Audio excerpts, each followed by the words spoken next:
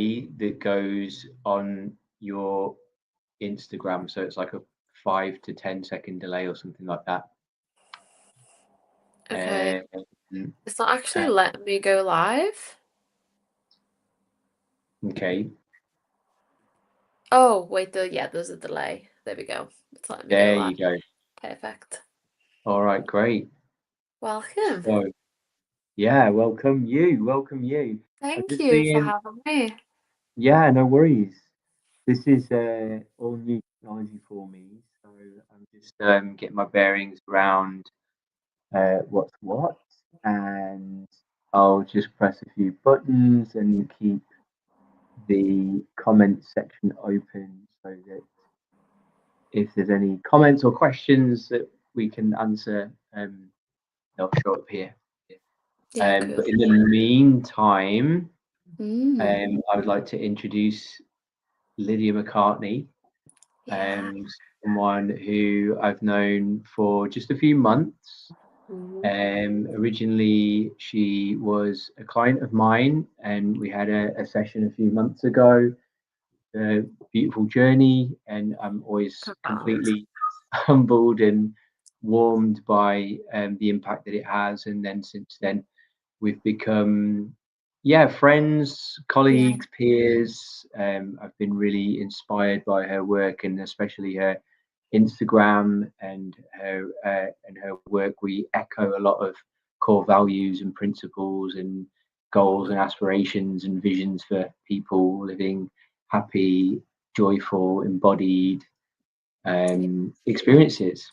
Yeah, for sure. So Thank- welcome, Lydia. It's so good to have you. Yeah, thank you. I'm like really looking forward to this conversation. And ever since I had the session with you, I was just like really open to discussing it, and then the opportunity to collaborate professionally as well just felt like really aligned. And like you said, a lot of our work covers like similar themes and values, and I just think it's really important to have connections with human beings who are so like passionate about the same topics as you are, and kind of passionate about bringing the work into the world that we are doing. So yeah, thank you for having me. It's great. Absolutely, yeah. Absolute joy and pleasure. Thank you for being here and saying yes. Yes. Appreciate it. Yes. We mentioned maybe just quickly, if it feels still alive for you, Hmm. to maybe like summarize or highlight what the bodywork session did for you, highlighted how did it sort of go for you? Well, the session I had with you was amazing. I also appreciate that I was like in a really like good space when I entered the session with you. So I think I was able to just dive in kind of at the deep end a little bit in terms of like, turn up to the space, feel like really comfortable straight off the bat to step into like the erotic element of the massage in terms of like being naked and like really receiving like yeah, just a touch from you. I thought I said to you, didn't I? Like I come away from the session and felt like I'd made love to myself for 3 hours. And one of the things I kept laughing at after the session, and I kept saying to you when we were in the session, is like, this is the most unsexual thing I've ever done. And it was super interesting for me because you hear about like erotic massage or tantric massage or de-armoring or bodywork, whatever it might be. And when as soon as this element of even just like potential pleasure or potential sexuality is brought into it, it's like for so many people it's so contracting, which it can be, right? Like if there's a feeling of unsafety or experiences that we've been that is alive in the space, it for sure, is really relevant. And I just felt like it was the most beautiful experience to have a man in service to me for 3 hours. It's like it felt so unsexual because it felt all about me just receiving myself. Yeah. And yeah, there was like, some positions that we done in terms of like me like really leaning onto you. And at this point, I'm like fully naked and we're deep into the massage. And that moment will always stick with me because it's the first moment in my life where my whole body has relaxed onto a man. Mm, And I've just felt so safe and so held. So like that one session for me was huge in terms of like shifting imprints and creating safety around men, creating safety around and just like okayness with being naked and receiving. And it doesn't have to be this big sexual experience. And it was just on so many levels. It was so profound. So I loved the session with you. And I shared on social media about it, and ever since I've just been like a huge fan of your work. So yeah, it was great. brilliant, Yeah. wonderfully summarized. And I just want to sort of like highlight a few of those things that you said about um, ultimately the safety, Yeah. and it being like fully welcome for you to be in that sensual, sexual, erotic experience, and it not being about a connection between you and I. It was No. purely about your connection with your body and your sensuality, and how that kind of I want to say sort of like it gets reframed or resignified as something pure, innocent, Mm, um, and okay. It's okay to be, naked or enjoying your sensuality in the presence of a witness. yeah. So, yeah, I think we might be able to use that as a segue to like, this theme of this conversation is going to be about um, eroticism, Mm, embodiment of like eros, let's say, but how important it is to have a feeling of safety first and foremost. mm, And that's what your work is predominantly structured upon as the foundation of all things, as it is mm, mine as well. So I'm interested to learn about like, maybe about your history and your journey to being in this role yourself. Was mm. there a period of time where you didn't feel safe in your body and your nervous system? And, tell me about this journey of, regulation and embodiment to bring you up to where you are now. Yeah, I mean, have I ever felt safe in my body? No, because I think just the default reason for that is we're not taught what that means. We're not mirrored that. We're not taught to explore that, right? Like even boundaries are just so edgy for people. And it's something that we have to be taught and we have to learn. And I think my journey really started like last year. I experienced like a sexual trauma in January. And that was like an absolute game changer for me in the sense of like there was a definitive feeling that I had. And then as soon as that happened, there was a definitive feeling I had after it. And on the back of that, and on the back of other experiences that I had in the last couple of years and dynamics that were going on, it's like I really realized I had no sense of safety in my body, in Mhm. myself, in my needs, in my boundaries, in any of the things that now keep me safe. Like I didn't even know what I needed to keep me safe. I didn't understand what that was. And I think especially after that violation happens, there's like a huge rupture, right, with like your own body. And there's a huge rupture that occurs with your sexuality, yourself, like your heart, your spirit. And I think through trauma work, I have done all of these layers, like being on my own journey of like the first thing that I just needed to do was like come into connection after what happened. And a lot of stuff I was doing was just like nervous system work. It wasn't named as this at the time, but now I reflect back on my journey. I'm like, okay, we've done this and we were doing this, doing a lot of nervous system work to just like resource and just like yeah, meet myself after that experience, you know? Like, I remember going into therapy 2 days later.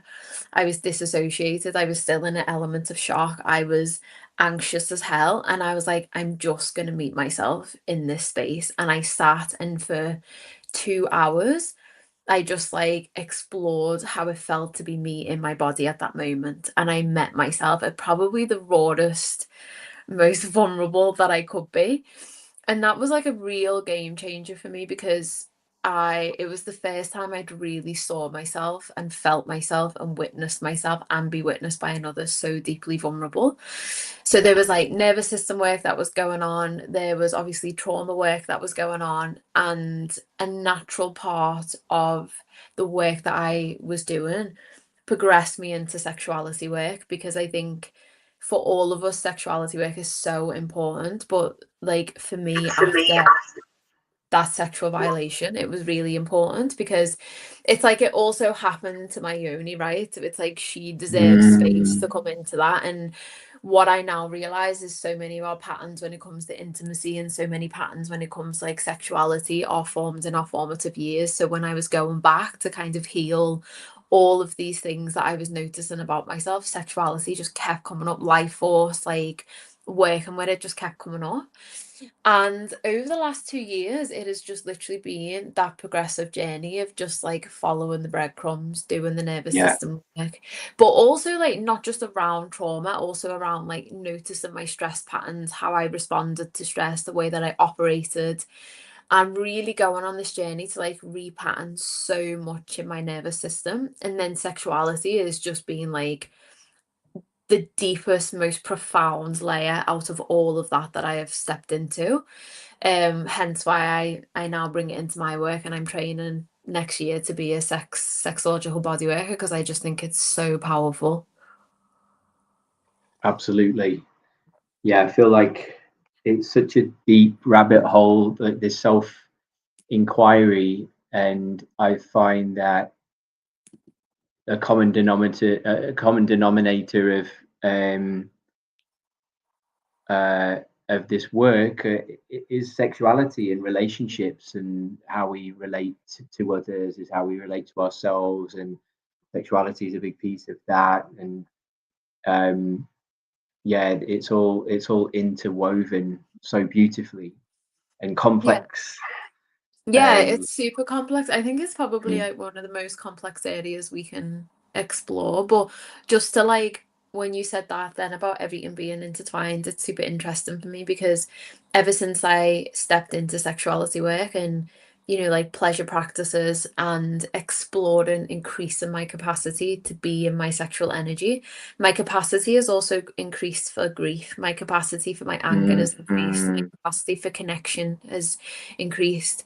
The biggest thing that's super interesting is love from sexuality work that's come for me is like, we always talk about it not being linked so much to sex.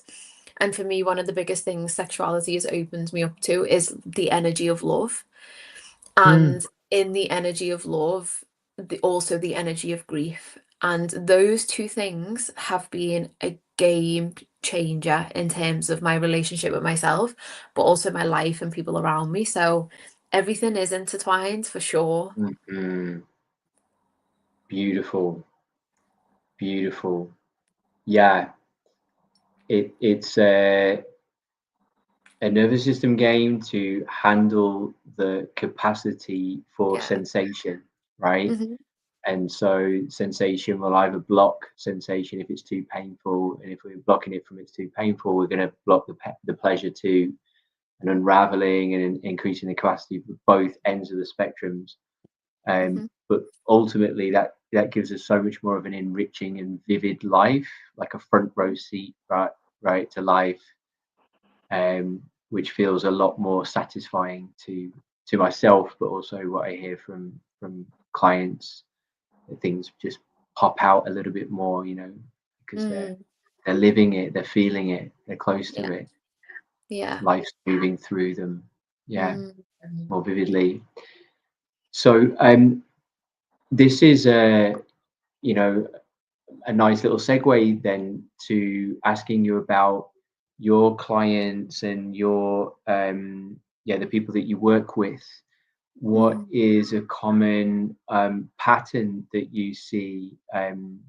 Where do people become disconnected or blocked? Um, what are the common patterns that you see or blockages that you see, and what is a common solution or a good um, piece of advice to mm, tend to those common blocks? mm. Yeah, nice question. And when we kind of touched base before, I'm mindful because I work with many areas with women to just like answer this in the perspective of like what we're talking about. So stepping into sexuality.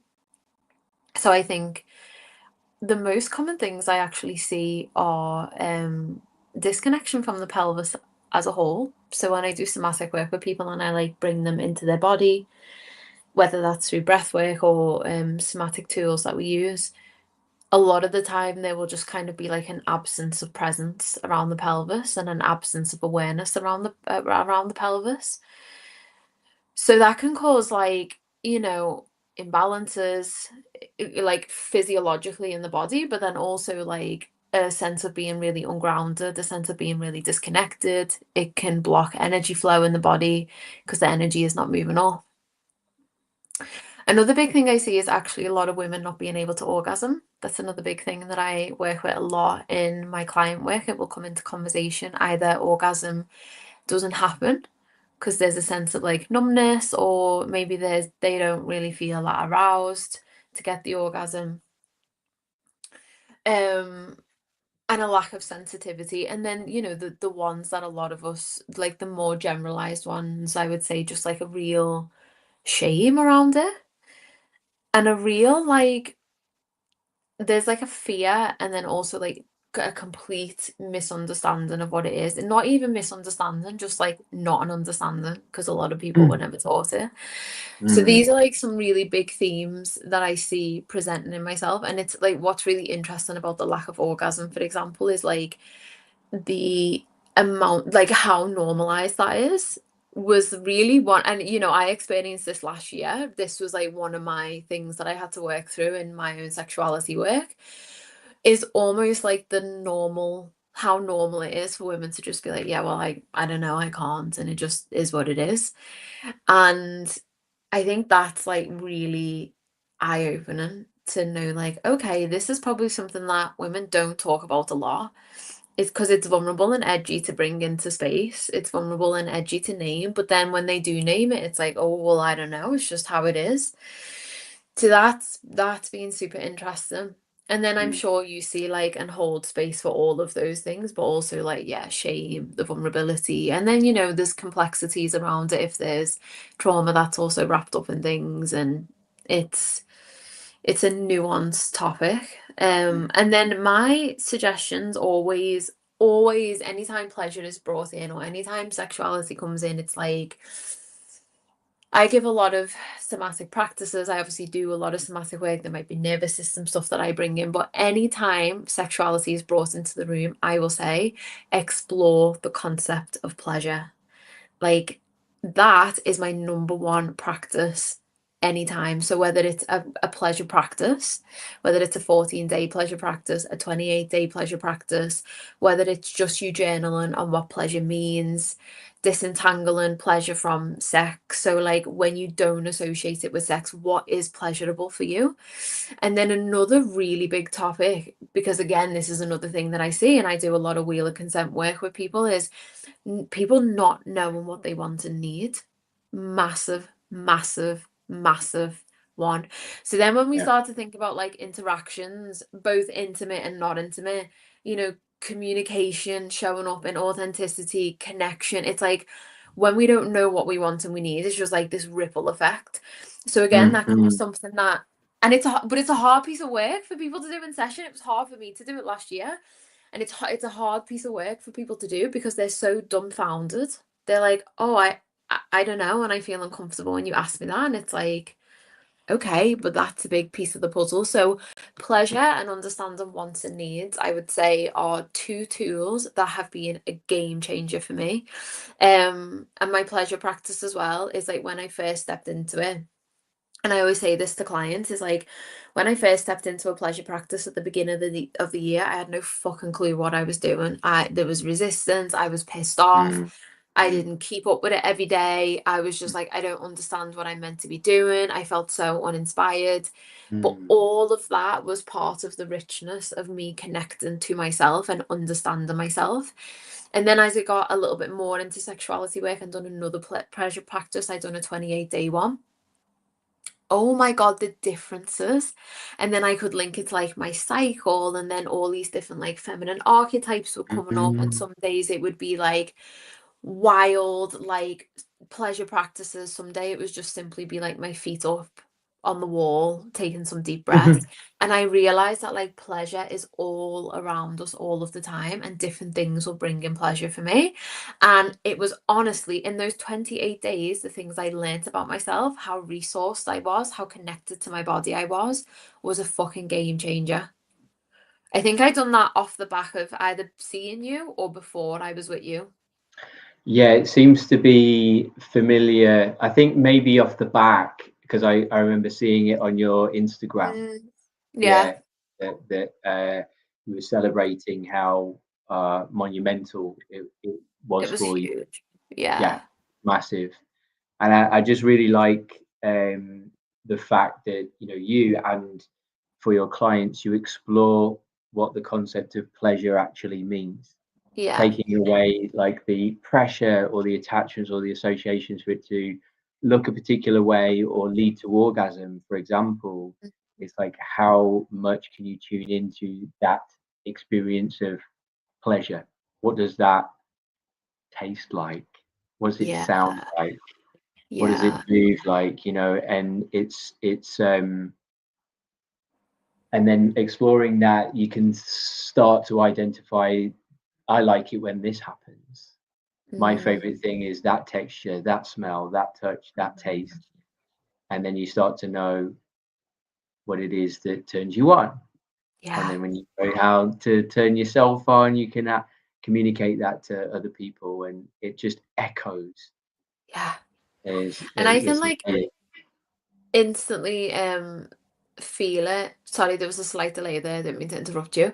Um, I can like also when I'm working with that energy, like I'm sure you will feel this, understanding how powerful it is, not even in like a sexual element, but in the sense of like when somebody awakens that energy and feels safe in it. Like I'll have sessions with clients where there's like this transmutation that goes on of energy. So like I can feel them activated into that energy, and then it will start to activate me. And I think there's something about exploring like sexual energy and taking away the like the of it being about of all the stigma and the contraction that we feel around it, and when we just move with it in the sense of like it's just energy, then the way that we start to like activate each other is unbelievable. And then how much more present we are with each other and attuned to each other we are, and able to like really resonate and be in this like richer connection is just so Mm, powerful. And that's one of the things I love about like when I have a session with a woman and she activates into that, I'm like the biggest cheerleader, because the aliveness just watching a woman in that, and it can just simply be through breath, right? There's nothing like big going on. It can just be doing a breath and her body starts to open, and then the aliveness and the charge I'll feel in my body, and I'm like, that's powerful. Like no wonder it's mm, suppressed, because it's so powerful. mhm. Yeah, it's infectious. Yeah, it's like a light switch. Yeah. Yeah. And also like I think that you're also speaking to, the more you get in tune with your own internal landscape and how it feels, the more sensitive you can be in that being mirrored by other people, Yeah. or you influencing or lighting up a room, let's say. There's this is more than just a physical thing. This is an energetic thing that it can permeate into spaces, into dynamics, and Yeah. we can create like new cocktails and Yeah. mixtures of these like unique flavors of those, depending on who's in the dynamic. So beautiful.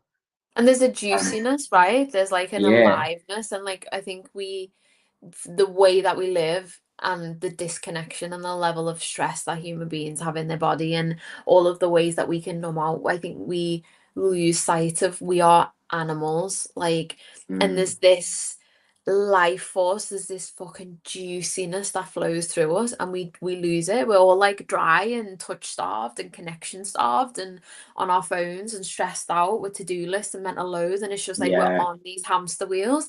And I really think for me, like, pleasure is an anchor back into the most primal, like, fundamental feeling of what it means to be a human. And then for me, that just like really opens me up in like many spiritual ways to really Mm, feel like when you connect to life force, which essentially for me always feels very similar to sexual energy. It feels like the same thing for me. It's like it connects me to this wider feeling of life, of that energy that moves through us, that moves through nature, that moves through everything.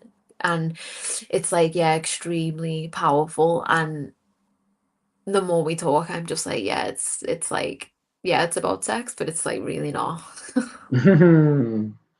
yeah, so much more. So much Yeah. more. It's yeah, it's life itself. It's Mm. life itself. Yeah, beautiful. So I want to talk to you a little bit about maybe giving some tips to anybody who's watching Mm. about like some basic embodiment practices. What can people do? Because life is busy and sometimes people just don't, well, they can't seem to find access to these practices because they haven't got time or they're Mm. distracted by screens and things like that. Have you got any juicy tips for our listeners to yeah, try to incorporate more sensitivity into their lives and relationships? Mm. So just some like really simple nervous system ones that people can do is the concept of slowing down slowly. So if you Slowing are down slowly. slowing down Okay. slowly, yeah, otherwise you get emotional whiplash. So if you're somebody who's very busy, if you're on the go all the time, if you have has a busy day, or even if you're feeling like just quite stressed or anxious, people can say just, I don't know, meditate or just go home and rest, and that can be really jarring actually for the nervous system. So what you want to do is like slow down slowly. So it's a concept I give my clients where I say, okay, let's say you're like at like a level 8 stress. And imagine we're trying to bring it down in increments instead of going from like an 8 to a 3. It's like, what would it look like if you just slowed down by 5%? And this is a really Mm, good technique for people who nervous systems are more hyper aroused, so more like busy, go, go, go all the time. They really struggle with rest. We'll use that scale. So it might be for a week we just slow down by 5%. Then it might be the next week we slow down by 10%. And we work with this scale to start to help them slow down slowly so the nervous system can adjust, it can get used to it. And slowing down slowly could look for you like literally when you come in from work, instead of being a crazy person, like moving really fast, slow your body down. Slow your hand movements down. If you can do one thing at a time, it's different for parents, but it's like if you mm, can just focus on one thing at a time, like physically slowing the body down massively helps as well. If you go on a walk, slow your walk down, maybe don't listen to great. things, Yeah. like just really start to come into Chew slower. presence. Yeah.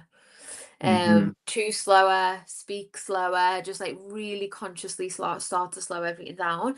And like, for That's example, going on a walk and noticing, like, orienting to your external environment, it's like instead of listening to something all the time, it just is going to start to bring you into presence without it being too jarring for the nervous system.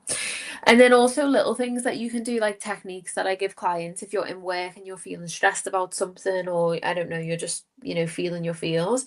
Simply rubbing your hands together can be really good. good, especially because the female nervous system regulates more of oxytocin than dopamine. So the more oxytocin, the love hormone that you get in your body, especially if you are a female, the more you're going to feel more grounded in your nervous system. So just simply rubbing hands together, Mhm. go in the toilet and just taking a deep breath, or like just shaking it out if that feels good for you, can be really good. Rubbing your fingers together underneath the table can be a really good Mm. option. So I like to give people practices that they can almost fall into, because not Yes. everyone has the time and space to do 20 minutes. Not everybody can feel like they want to do 20 minutes. And I would say the other thing as well, that's really important for the nervous system is for embodiment, is the moment it becomes another to-do list, if you're already feeling overwhelmed, if you're already feeling disconnected, you're going to find it really hard to maintain, because it's just another to-do for your nervous system. And if it hasn't got capacity, it's not going to prioritize it, Aha. which is why you'll fall off, fall off. Yes.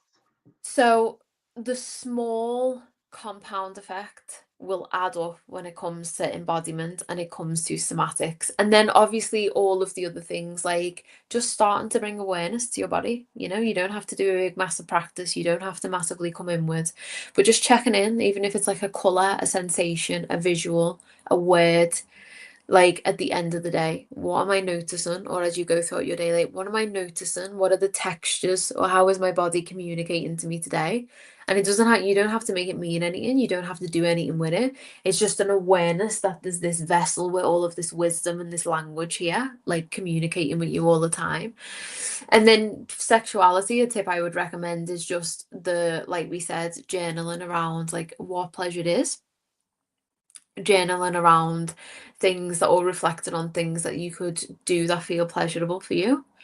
And then just starting to orient yourself towards pleasure more and just bring that into your life. And when you notice that and when you actively bring that in, just take a moment to pause. What are you noticing? Let your nervous system receive that.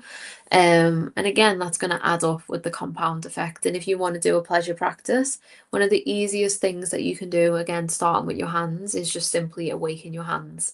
So just feel sensation in your hands, rub your hands together. Even if you put like moisturizer on, everything's so fast and disconnected. Just slow it down, feel the touch, feel the sensation. And that can be a really nice gateway into just exploring, touch or pleasure. Hmm. Mm. Wonderful. Yes. Yes, I like the slowing down slowly, Mm-hmm. and yeah, just noticing more, just having more presence with what's happening in your Yeah. life rather than, yeah, I feel that lots of people want to cram as much as they possibly can into Yeah. every second of the day. So, be cooking and listening to a podcast and, watching TV or yeah, and just slowing things down to, you know, doesn't it feel great uh, to have? I like washing up because it's like a hand bath for me. Mm, Do you know what I mean? I really like washing up these days because it feels so luscious. I used to hate washing up, but now like I just love the warmth of my hands and yeah. the texture of the bubbles. And I think generally, we've become a lot more appreciative Yeah. and full of gratitude for having these senses and nature around us and the sound of the birds and like how does it feel to breathe fresh air and all those things. It's like, wow, I'm alive. And then Mm, naturally, this like, tendency to enjoy the simple things and pleasure comes online a lot yeah. more easily.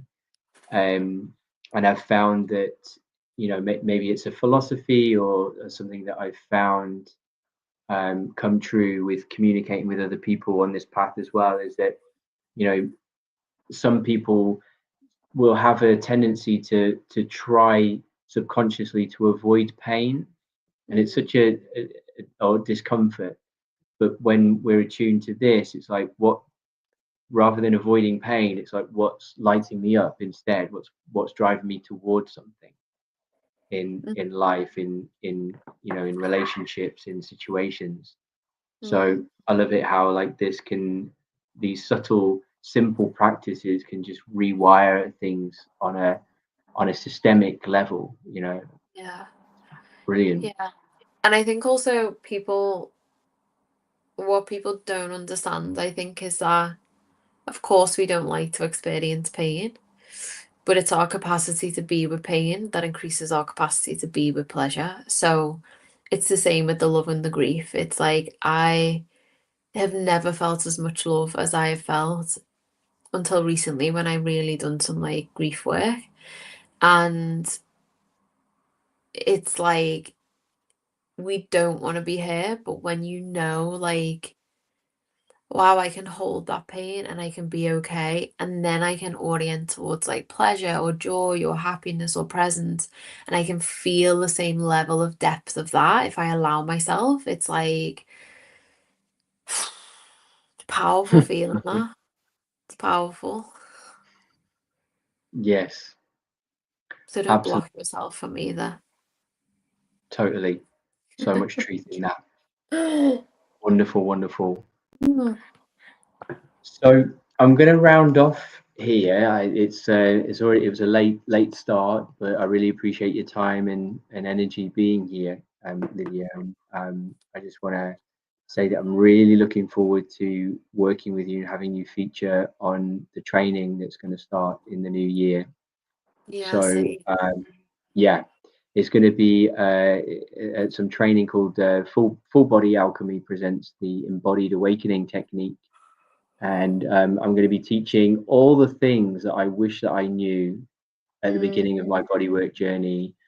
A lot of this nervous system regulation stuff, you know, learning about trauma, what happens in the body, what happens in the you know, in the nervous system, and how to regulate that. We're going to do some Taoist sexual alchemy with myself. I'm going to do some embodiment with yourself, Lydia, and yeah, all of this is going to be preparation for a bodywork deep dive for a week. So I'll be teaching people these techniques. People will be practicing on each other, and it's really, really potent in its own right. But then being in a group container, there's like this collective energy, and it is just, yeah, it's profound. So all this preparation will be very, very useful to go and have an amazing experience on that training.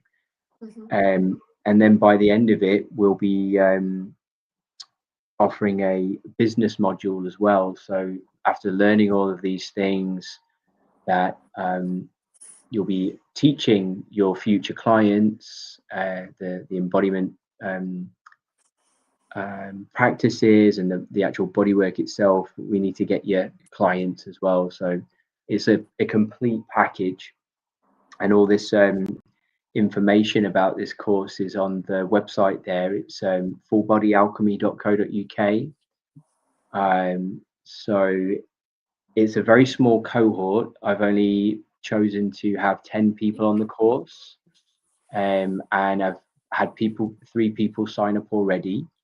So it's actually, yeah, becoming full quite easily. So if anybody is interested in coming on, I would like to have a call with you and make sure that you're a suitable candidate, because it's going to be a real like deep and wonderful journey, and I want to have the right people on. So I'm really looking forward to it. It's going to be epic, and I'm really glad to have Lydia on board as well. Yeah, looking forward to it. Yeah, you're going to do a wonderful webinar feature in that course. So yeah, I can't wait for that. And you'll probably be doing it from Bali, won't you? Yes. Yeah. Okay, brilliant. Well, thank you so much for joining me, Lydia. Thanks anybody watching, and yeah, I'll see you for the next one. I'm doing some more on this series. The next webinar that I'm going to do is going to be with Michelle Clark, and we're going to be talking about business and marketing and how a lot of healers and light workers just can't make a lot of money because we have been so sort of, you know, generous and giving, and you know, it leads to burnout and not, you know, being paid in proportion to what impact that we can have. So it's going to be a great conversation with Michelle. So that's coming up in 2 weeks. And yeah, it will be on the emails that I'll dish out when you've registered for the series. So all the information's there at fullbodyalchemy.co.uk/webinar series. So this concludes my first ever. Well done. And exactly 40 minutes. Look at that. Boom. Boom. Yeah, well done. Yeah. Good All right. live. Yeah, nice one. Thank you once again. And yeah, Yes. I'll catch up with you soon, Lydia. Yeah, speak soon. Okay. Bye. Bye bye.